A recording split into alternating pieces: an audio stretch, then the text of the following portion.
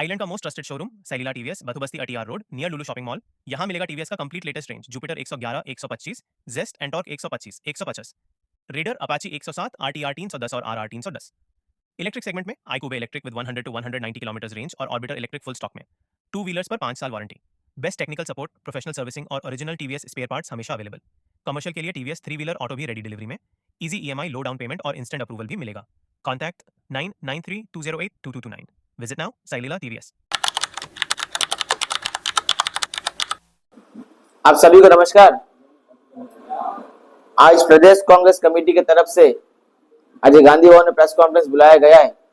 उसी को लेकर आप सभी को धन्यवाद कि शॉर्ट टाइम में आप लोग सब हमारा बुलावा में ऑफिस आए। देखिए, आज हमारा प्रेस कॉन्फ्रेंस बुलाने का उद्देश्य, आप हमारे पीछे बैनर देख सकते हैं। आज इस प्रकार से देश में बढ़ती गैस के दाम को लेकर आज कांग्रेस पार्टी की तरफ जो प्रेस कॉन्फ्रेंस बुलाया गया है, और साथ ही साथ आज जो अंडमान निकोबार द्वीप से जो बर्निंग इश्यूज है, उस बर्निंग इश्यूज को लेकर आज हमारे कांग्रेस के नेतृत्व आपके समक्ष अपनी बात को रखेंगे, जिसमें हेल्थ सेक्टर की बात हो गया, पुअर इंफ्रास्ट्रक्चर की बात हो गया, मैरिज लाइफ का बात हो गया। हर एक मुद्दा को लेकर आज हमारे शीर्ष नेतृत्व आपके समक्ष विस्तार से बात रखेंगे। तो अपने बात को खत्म करने से साथ ही साथ मैं चाहूंगा कि हमारे प्रदेश कांग्रेस कमेटी के अध्यक्ष रंगलाल जी आज मीडिया के लोगों को संबोधित करें। प्रेस बंधुओं को नमस्कार। जो भी हम अंडमान निकोबार आइलैंड के हमारे लोग सुनते हैं हमारे बात को, यही हम कहना चाहता हूं। देखिए, आज 10-12 दिन हो चुका है। ईरान, अमेरिका और इजराइल की लड़ाई आप सभी ने यूट्यूब में देख रहा है। लेकिन आज हमारा ये बैठने का, ये प्रेस कॉन्फ्रेंस करने का उद्देश्य यही है कि लड़ाई तो बाहर में चल रहा है, कहाँ तक हम लोग, हमारे जो जनता है यहाँ पे अंडमान निकोबार में बसे हुए हमारे जो जनता जनार्दन है, इनको जो एसेंशियल कमोडिटीज जैसा आपका चावल है, गेहूं है, जितने भी एसेंशियल कमोडिटीज है, गैस है, ये सारे चीज का जो किल्लत नहीं होना चाहिए। मेरा एडमिनिस्ट्रेशन से, मेरा सरकार से, मोदी सरकार से ये हमारा निवेदन है कि लड़ाई तो चल रहा है 10-12 दिन से, लेकिन अब हमने सुना, हमारे पास खबर आता है कि मेनलैंड में कई रेस्टोरेंट बंद हो चुका है। कई जगह में खबर आता है, अपने बच्चे लोग भी मेनलैंड में है, वहीं से भी खबर आता है कि भाई यहाँ पे गैस का भी पूरा कमी शुरू हुआ है, ट्रांसपोर्टेशन बंद हो रहा है सीएनजी का जरिए, फिर रेस्टोरेंट बंद हो रहा है। ये परिस्थिति अंडमान में ना हो, हमारा बोलने का यही है। कोई पैनिक नहीं है, लेकिन जो भी है, आज जो परिस्थिति अंडमान का देख रहा है, आज 2 दिन से जो है गैस के ऊपर में चल रहा है, ये होना नहीं चाहिए। एडमिनिस्ट्रेशन से मेरा दरखास्त है, मोदी सरकार से मेरा दरखास्त है कि ऐसा पैनिक ना करे। एसेंशियल कमोडिटीज जितने भी है, नहीं तो गरीब लोगों का बहुत मुश्किल होगा, गरीब जिंदा रहना मुश्किल हो जाएगा। ऐसा कोई पैनिक नहीं होना चाहिए। और जितने भी हमारे बिजनेसमैन हैं जो इसके साथ में इन्वॉल्वमेंट है, एडमिनिस्ट्रेशन से हमारा निवेदन है, जो इसके पीछे 2 नंबरी कर रहा है, अगर आज गैस का रेट जो है 60 रुपीज और बढ़ गया है, और भी बढ़ा है, उसमें अगर 2500-3000 में बिक्री होगा तो गरीब ये परचेजिंग नहीं कर सकता है। तो ये आप देखिए, हमारा कहने का आज का ये प्रेस कॉन्फ्रेंस इसीलिए है कि कोई पैनिक ना हो और सारा चीज ये 5 लाख पॉपुलेशन को मिल जाए, यही सबसे बड़ा बात होगा। क्योंकि सभी चीज जो है हमारे मेनलैंड से आते हैं। तो ये हमारा कहना है, इसलिए हम हमारा छोटा सा एक प्रेस कॉन्फ्रेंस बुलाया है। इसलिए हमारे बहुत सारे साथी बैठे हैं, उन लोगों को मैं देता हूं कि जो भी इसी से बारीकी से इसके ऊपर में चर्चा करें।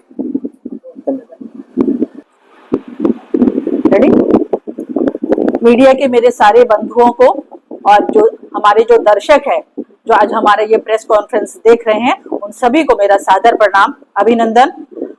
जैसा कि अभी हमारे अध्यक्ष जी ने, रंगलाल जी ने बताया कि आज जो यहाँ पे बर्निंग इशू है, जैसे गैस और तेल की जो किल्लत को लेकर आज हमने ये प्रेस कॉन्फ्रेंस बुलाया है, तो मैं ये एक चीज स्पष्ट करना चाहती हूँ यहाँ पे, ये मोदी जी का देन है। मैं स्पष्ट रूप से यही कहूंगी कि ये मोदी जी का देन है, क्योंकि जब अंतरराष्ट्रीय स्तर पर जब बात होना होता है तब वो ट्रम्प के आगे झुक जाते हैं। अब ट्रम्प, हमारा देश का फैसला जब ट्रम्प करेंगे तो हमको क्या करना है? मोदी जी को झुकना है उनका सामने, तो हर चीज के लिए उनका सामने गिड़गिड़ाना, उनका सामने भीख मांगना, तो ये मोदी जी का एक तरह का क्या बोलेंगे, ये तरीका हो गया उनका। तो इसके लिए तो हम लोगों को, भारतीयों को भी भुगतना पड़ रहा है। आज आप देख रहे हैं पूरे भारतवर्ष में गैस और इसका जो दाम है 60 रुपीज जो घरेलू सिलेंडर और दूसरा जो कमर्शियल वाला 115 रुपया बढ़ाने के बावजूद हमारे लोगों के अंदर एक दहशत, क्योंकि आज महंगाई इतना उच्च स्तर पर पहुंच गया है। वैसे ही हमारी जनता जो है महंगाई का मार झेल रही है, उसके ऊपर अगर गैस का भार भी, अगर अत्यधिक भार अगर पड़ गया तो हम लोग कहाँ जाएंगे? आप लोग देख रहे हैं आज क्या किल्लत है। सारे जितने भारतवर्ष में जितने रेस्टोरेंट है, महाराष्ट्र हो, मुंबई हो, चाहे सारी जगह पर सारे रेस्टोरेंट बंद होने के कगार पर आ गए हैं। तो इस स्थिति में हम क्या करें? तो ये सोचने का विषय है। तो इसके लिए केंद्र सरकार को कोई कदम उठाना चाहिए, लेकिन आज भी मोदी सरकार का कोई एक वक्तव्य नहीं आया, उनका कोई एक स्टेटमेंट नहीं आया कि लोग चाहे क्या करेंगे। आज यहाँ की जनता त्राहिमाम है। देखिए, गैस सिलेंडर, अगर सभी को पता है आज लकड़ी नहीं मिल रहा है, बत्ती तेल का समस्या नहीं मिल रहा है, क्योंकि बत्ती तेल पहले कार्ड में मिलता था, आज वो भी नहीं मिल रहा है। तो हम लोग जाएंगे कहाँ? एक तो इतना दाम बढ़ा दिए, दूसरा मिल भी नहीं रहा। अगर रेस्टोरेंट बंद हो जाएगा तो उसके पीछे जितने लोग काम करते हैं उनका भी भरण पोषण जो रेस्टोरेंट के जरिए होता था वो भी नहीं होगा।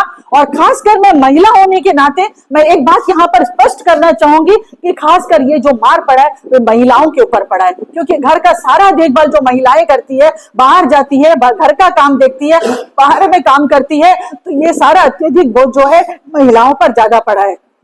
तो मैं आप लोगों के माध्यम से ये कहना चाहूंगी कि इसके ऊपर में लगाम लगाना चाहिए। जैसा हमारे अध्यक्ष महोदय ने भी बताया, जो भी कालाबाजारी करेगा उसके ऊपर में प्रशासन को भी चाहिए निगरानी रखे और उनके ऊपर कड़ी से कड़ी कार्रवाई करे, क्योंकि आज ये बहुत ही अहम मुद्दा है। ये कांग्रेस पार्टी का नहीं, सारे देशवासियों के लिए एक मुद्दा है। अगर सिलेंडर अगर टाइम पे नहीं मिला तो लोग कहाँ जाएंगे? ये एक प्रश्न चिन्ह है। तो जहां पे घर पे जो खाना बनाना मुश्किल हो जाएगा तो क्या खाएंगे लोग? सिलेंडर का दाम इतना बढ़ जाएगा तो गरीब आदमी कहाँ जाएगा? जो पैसे वाले लोग हैं ठीक है रेस्टोरेंट से खा लेंगे, लेकिन रेस्टोरेंट भी बंद होने के कगार पर है। तो ये आज केंद्र सरकार को सोचना है। आज हमारा हरदीप पुरी जी जो बहुत ट्रम्प के साथ में मिलकर जो उनका एप्स्टीन फाइल में नाम आता था, आज हरदीप पुरी का एक भी स्टेटमेंट नहीं आता। स्मृति ईरानी जो पहले वो सिलेंडर लेके नाच रही थी, आज उनका भी कोई स्टेटमेंट नहीं आता। कहाँ चले गए सब? कहाँ बिल में घुस गए क्या? लेकिन ये तो एक सवाल है। तो मैं ये सवाल प्रशासन से और यहाँ के भाजपा के नेताओं से पूछना चाहती हूँ कि इसके ऊपर कोई अंकुश लगेगा कि नहीं लगेगा। हमारे लोगों को राहत मिलना चाहिए। कांग्रेस पार्टी हमेशा से हर मुद्दे पे, चाहे स्टूडेंट का मुद्दा हो, चाहे महिलाओं का मुद्दा हो, चाहे कोई भी मुद्दा हो, सड़कों पर उतरती है, आवाज उठाती है, अपना बात को रोष प्रकट करती है। इसी विषय में मैं भी यही कहना चाहूंगी कि आज ये अहम मुद्दा है, उसके ऊपर कांग्रेस पार्टी ने आवाज उठाया है। अगर ये किल्लत खत्म नहीं है तो कांग्रेस पार्टी सड़कों पे भी उतरेगी, इसमें कोई कसर नहीं छोड़ेगी। और लोगों की आवाज को बुलंद करने के लिए कांग्रेस पार्टी कभी पीछे हटी भी नहीं है और हटेगी भी नहीं। तो मैं इतना ही कहकर मेरे अगले वक्ता को मैं कहना चाहूंगी कि मेरे साथ मेरे डिस्ट्रिक्ट कांग्रेस के प्रेसिडेंट है अभिभूषण जी है, एनएसयूआई के अध्यक्ष साजिद जी है, हमारे ओबीसी के चेयरमैन राज जी है। मैं सभी से यही कहना चाहूंगी कि आप भी अपनी बात को रखें और जनता के सामने हम जाएंगे। और बीजेपी का ये जो दो तरफा जो मुद्दा है ना उनका, ये लोगों के सामने अभी तो स्पष्ट हो गया है, अभी और कुछ बाकी नहीं है। क्योंकि मोदी जी ने तो नोटबंदी और कोरोना में लाइन लगाना शुरू कर दिया था, तो आज ये लाइन जो है वो बस गैस के मुद्दे पे भी आ गया है। तो मैं इतना ही कहकर अपनी बात को विराम देना चाहूंगी और आप लोगों का भी मैं दिल से धन्यवाद करना चाहूंगी कि आप लोग इस मुद्दे को लेकर आप सब हम यहाँ पर आए हुए हैं। धन्यवाद। जय हिंद, जय महिला कांग्रेस। सभी को नमस्कार। जैसा कि मुझसे पहले हमारे पार्टी के अध्यक्ष रंगलाल हलदर जी और हमारे महिला कांग्रेस के अध्यक्ष जुबैदा मैडम ने जिस तरह से हमारे आज का जो इशू है जिसके लिए हम लोग आज प्रेस कॉन्फ्रेंस कर रहे हैं उसके बारे में बताएं। मैं भी उसी के बारे में 2-4 मिनट आपके साथ बात करना चाहूंगा। जैसा कि आप एक्चुअली आज जो भी हम लोग सुन रहे हैं, ये जो एलपीजी को लेके हम लोग टीवी पे देख रहे हैं, लेकिन कोई भी इसको ऑफिशियली कोई आके नहीं बोल रहा है कि क्या स्टेटस है। हम बस हमारा प्रेस कॉन्फ्रेंस करने का एक ही मकसद है कि हमारे अंडमान को जनता को क्लैरिटी मिले कि आज हमारे पास एलपीजी का क्या स्टॉक है, डीजल का क्या स्टॉक है, पेट्रोल का क्या स्टॉक है, क्योंकि हम लोग मुख्य भूमि से बहुत दूर है। अगर कुछ भी होता तो हम लोग सबसे ज्यादा हैम्पर करेंगे, क्योंकि हम लोग आज टीवी पे देख रहे हैं। मैं एक चीज आपके सामने में रखना चाहूंगा, जो देश का हमारा जो राम मंदिर है, राम मंदिर में जो एक हमारा एक रसोई है, वो इतिहास में कभी बंद नहीं हुआ, वो आज बंद हो गया। कल 11 तारीख से बंद हो गया, क्योंकि उसका मेजर रीजन बताया एलपीजी शॉर्टेज। लेकिन देश में आज जितना भी बीजेपी का प्रवक्ता हो या देश का जितना भी लीडर हो, बीजेपी का मिनिस्टर हो, कोई ये नहीं बोल रहा है कि क्राइसिस नहीं है। अगर क्राइसिस नहीं है तो इतना बड़ा रसोई बंद हो जाना मतलब, और जितना हम लोग न्यूज में देख रहे हैं, चेन्नई का होटल हो गया, बेंगलुरु का होटल हो गया, मुंबई का होटल हो गया, कई जगह पे बंद हो रहा है। अगर एक तरफ बंद हो रहा है और दूसरे जगह आप ये बोल रहे हो कि नहीं हमारे पास कोई क्राइसिस ही नहीं है, तो ये कहीं ना कहीं हम लोग को लग रहा है कि आप सच को छुपा रहे हो। और सेम चीज हम अंडमान के प्रशासन से हमारा रिक्वेस्ट है, क्योंकि जैसा जैसा हम लोग मुख्य भूमि का जो न्यूज देखते टीवी में, उसको देख के हम लोग पैनिक बाइंग करने लगेंगे हमारे लोग।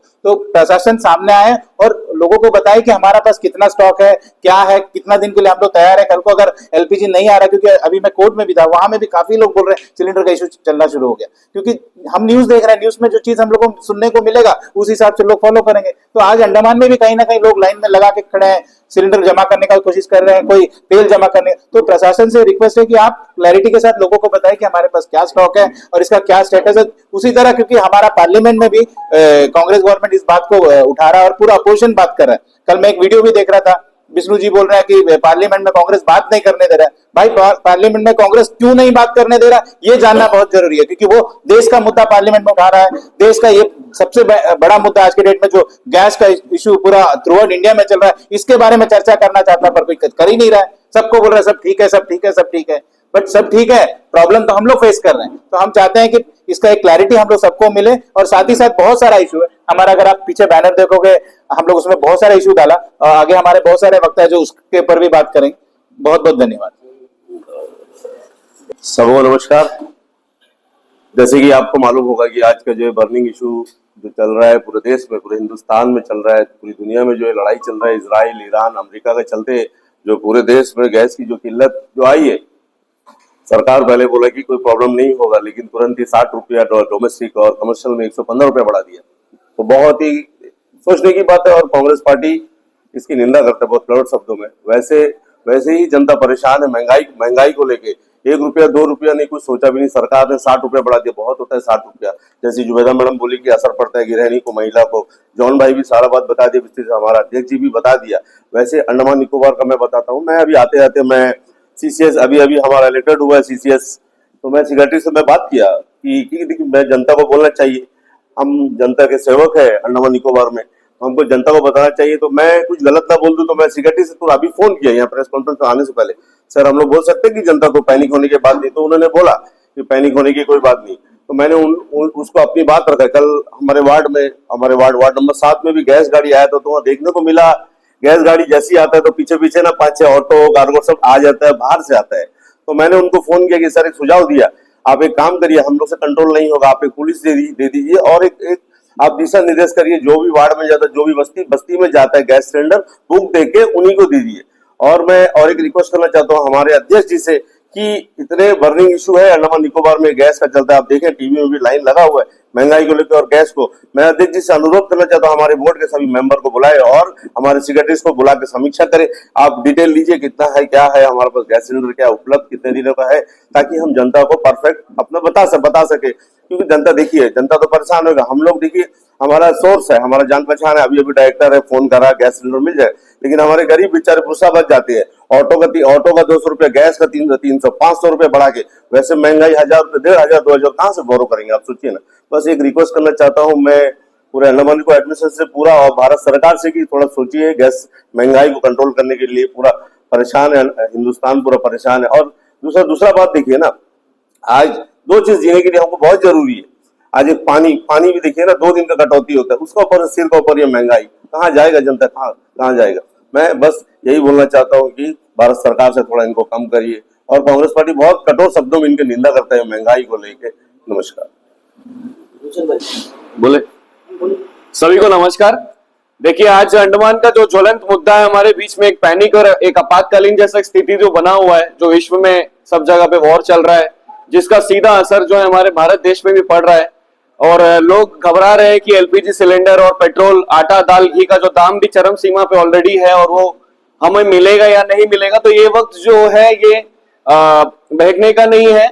मैं सबसे अनुरोध ये करूंगा कि आप लोग जो है अपना पेशेंस बनाए रखें, और सरकार से अनुरोध ये करूंगा कि आप लोग जो है जमाखोरी और जितने भी अलग अलग प्राइवेट कंपनी जो प्रॉफिट बनाते हैं, ये सब के ऊपर में निगरानी रखें। और मैं सबसे बड़ा मुद्दा जो हमारे बीच में बैनर देखिए, उसमें लिखा हुआ अनएम्प्लॉयमेंट का। आज अनएम्प्लॉयमेंट के बारे में मैं 2 शब्द बोलना चाहूंगा।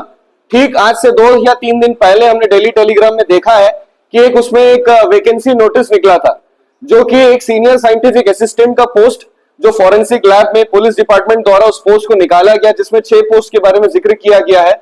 उसमें कई सवाल जो है हमारे मन में आ रहा है कि अगर आपके पास में परमानेंट पोस्ट वैकेंसी है तो आप उसको कॉन्ट्रैक्चुअल बेसिस में आपने उसको क्यों निकाला। दूसरा, उसमें जो आपने एक एज लिमिट दिया है, जिसको आपने 25 से 45 साल तक रखा है, वो 45 साल तक आपने क्यों रखा। और आपने उसमें जो इंटरव्यू का मोड रखा है, वो इंटरव्यू का मोड आपने दोनों तरीके से रखा है, ऑनलाइन भी ऑफलाइन भी। ये ऑनलाइन मोड किसको बेनिफिट देने के लिए रखा है, ये सवाल प्रशासन से मैं पूछना चाहूंगा। अनुरोध ये रहेगा, फिर से दोबारा हमारे अंडमान के लोकल बच्चों को आप लोग प्राथमिकता दीजिए, उनको सपोर्ट करिए, ताकि और इंटरव्यू का जो भी सेशन है वो केवल आप लोग ऑफलाइन मोड और फिजिकल मोड से ही करिए, ताकि बच्चे यहाँ के उनको फर्स्ट प्रेफरेंस मिल सके। बाकी जय हिंद, धन्यवाद।